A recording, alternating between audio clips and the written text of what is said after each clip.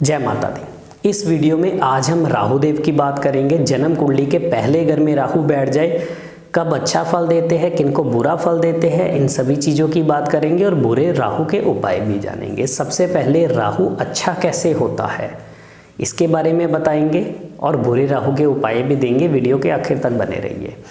जन्म कुंडली में मंगल शनि इकट्ठे बैठे हो तो लगन का राहु उच्च का हो जाता है।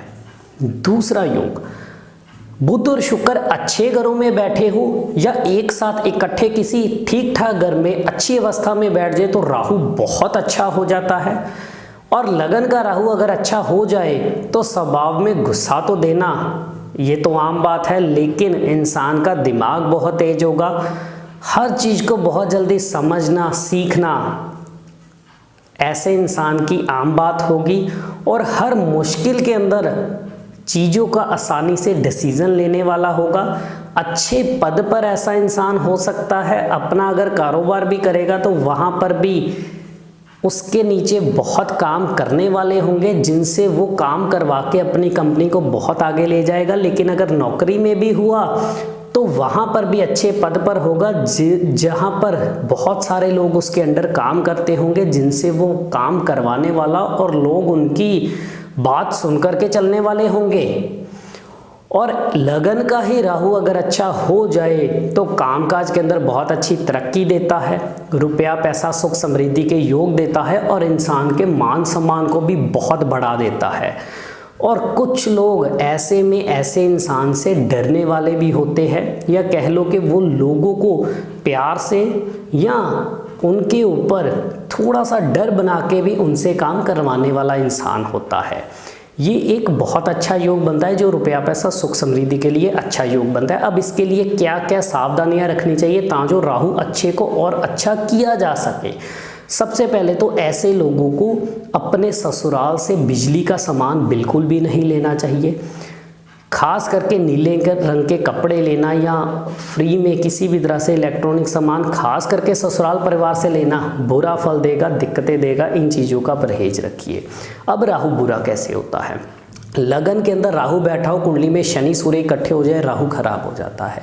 या बुध शुक्र खराब घरों में जाके बैठ जाए राहु अच्छा फल नहीं देता। ऐसे में स्वभाव के अंदर गुस्सा इरिटेशन फ्रस्ट्रेशन बढ़ेगा। सूर्य को ग्रहण लगा होगा और सूर्य जिस घर में भी बैठेगा वहाँ बहुत बुरे फल देगा, यानी कि पिता के सुखों में दिक्कतें या पिता को अपने जीवन में सेहत और काम की दिक्कतें देखने को मिलेंगी। स्वभाव के अंदर गुस्सा इरिटेशन फ्रस्ट्रेशन देखने को मिलेगा। बहुत जल्दी फ्रस्ट्रेट होने वाला, हर बात पे जल्दी फ्रस्ट्रेट हो जाना और हंसमुख कम होना, ऐसे लोग ऐसे होते हैं। और साथ ही ऐसे में शादीशुदा जीवन के अंदर भी कमियों के योग बनते हैं, संतान के सुखों में भी कमियों के योग बनते हैं और कामकाज को लेके आए दिन परेशानियों के योग बनते हैं। ऐसे लोग ज़्यादातर एक काम पे टिक नहीं पाते, एक काम करेंगे फिर छोड़ के फिर दूसरा काम करेंगे, लेकिन इनकम का साधन कैसे ना कैसे बनता ही रहता है। शराब मांस का सेवन करना नुकसान देगा।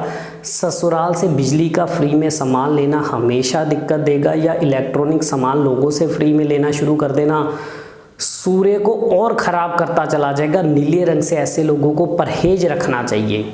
क्या उपाय करके सूर्य को अच्छा करें ताकि सेहत अच्छी रहे, क्योंकि सूर्य हमारी सेहत भी है, कॉन्फिडेंस अच्छा रहे, कॉन्फिडेंस भी है, पिता का सुख, अपना खुद का कामकाज, अपने खुद का मान सम्मान, ये सारी चीज़ें अच्छी रहे। ग्रस्त जीवन, क्योंकि लगन के राहु की दृष्टि 7वें पे भी पड़ती है, ग्रस्त जीवन, संतान सुख, ये सारी चीज़ें अच्छी रहे। इसके लिए राहु को अच्छा करने के लिए क्या उपाय करें।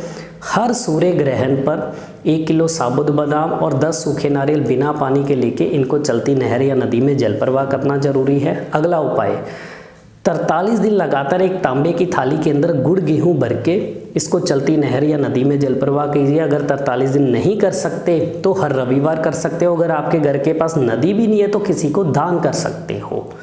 और चंद्रमा को स्थापित करना जरूरी है। गले में चांदी की चेन पहन सकते हो और चांदी के बर्तन में ज़्यादा से ज़्यादा गंगा जल भर के घर के उत्तर पूर्व कोने में स्थापित कीजिए, लाभ होगा। ये उपाय करके राहु को आसानी से अच्छा किया जा सकता है। जो सावधानियां बताइए उसका भी ध्यान रखिए।